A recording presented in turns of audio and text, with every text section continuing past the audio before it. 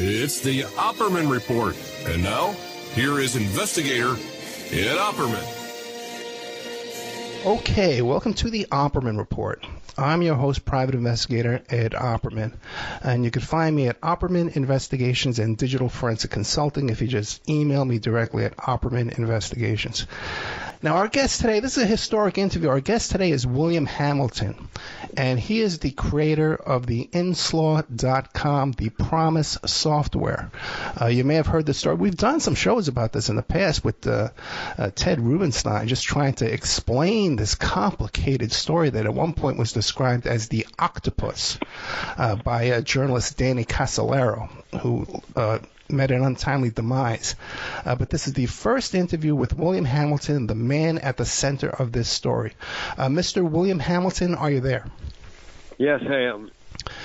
Thank you so much. Thank you so much for coming on the show. Now, I know we've already been talking for about 20 minutes, so I know there's going to be some great content here.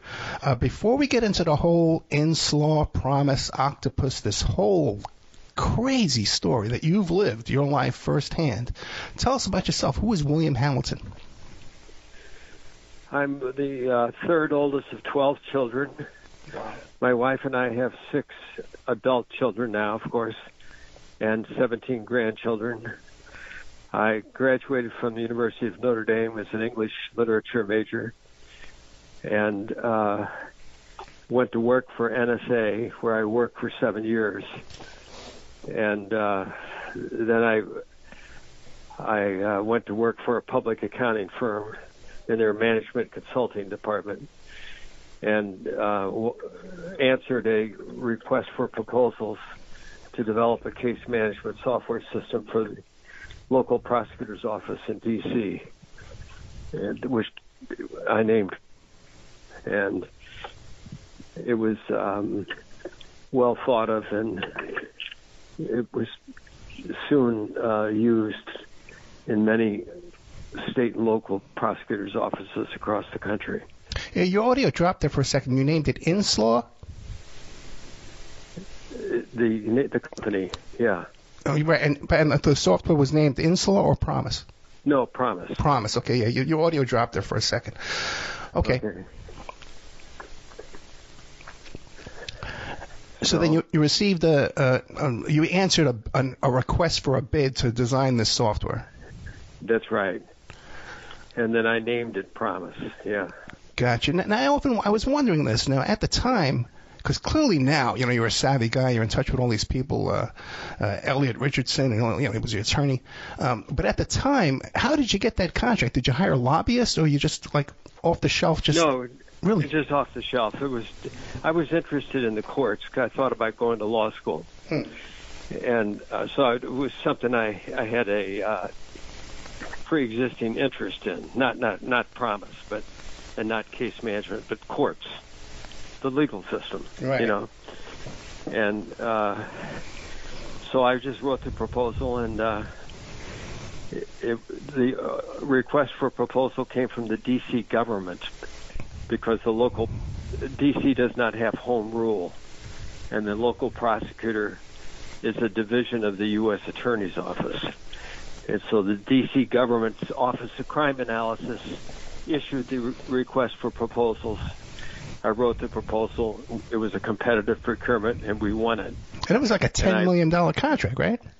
No, not that. No. That was much smaller. Okay. And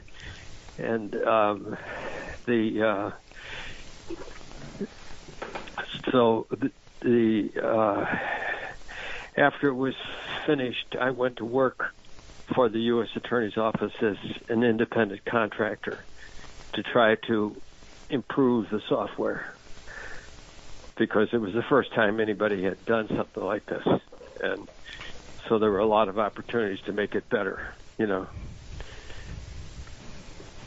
Okay. And how old were you at that time? Well, I had worked already 7 years after graduating from college. I guess you graduate from college around early 20s, right? Right. About 30 years old is what I was figuring, yeah. Yeah, probably. That sounds right.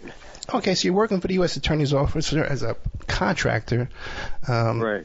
and you designed this software, and I guess that's where the issues came in with the litigation, right? That they claim that they owned it. Oh no, I think that was all baloney. Okay. The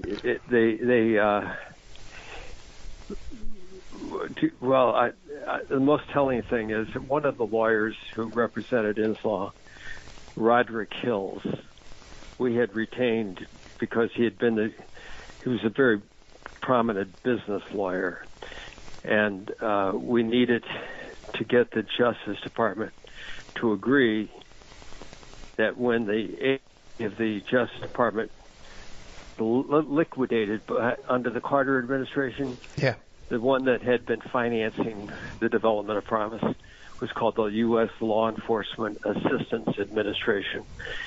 When the Carter administration decided to liquidate that agency, we retained Roderick Hills to figure out what do we do, because you have to continue to invest money in software or it loses its value over time, you know. Sure. And the Law Enforcement Assistance Administration was disappearing. So where was the money going to come from for the inevitable upkeep and upgrade, you know? And so Roderick Hills went to the Justice Department and asked the Deputy Attorney General, Stan Morris, for a letter confirming that the Justice Department would not object to Inslaw creating a for-profit proprietary derivative of the software containing privately financed enhancements and licensing it to users for a fee across the country. And the Justice Department took 5 months thinking about it. So Rod Hill said, you can't let them hold hostage the future of your company.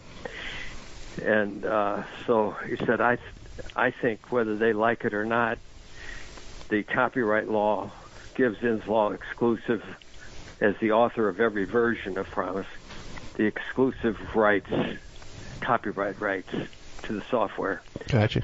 And I think I should have our copyright lawyers at Latham, Watkinson Hills do a legal opinion on that subject. And he did that, and they confirmed that was true. And then Rod Hills said, I think I should have our copyright lawyers deliver a copy of this legal opinion to the top copyright lawyer at the Justice Department so that everybody understands the law. He was a very smart lawyer, you know. And so he did it. The top copyright lawyer's name was Vito Di Pietro in the civil division of the Justice Department. And he, not surprisingly, agreed. It is the law, you know. But most lawyers, in fact, wouldn't know something that technical, you know. Sure. And the amendments to the U.S. copyright law spelled all of this out years ago. But most people, as I'm saying, would never had an occasion to learn any of that stuff, even lawyers. And I guess when you're going up against the federal government, even if you have the law on your side, if they want something, it's an uphill battle. Right. Yeah, and particularly to give you a clue, Ed,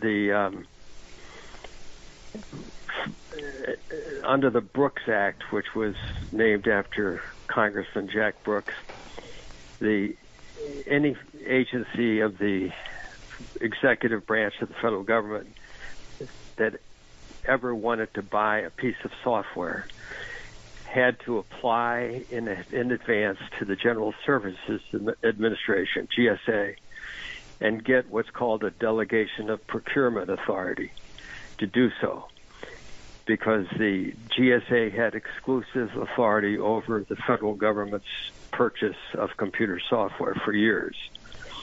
And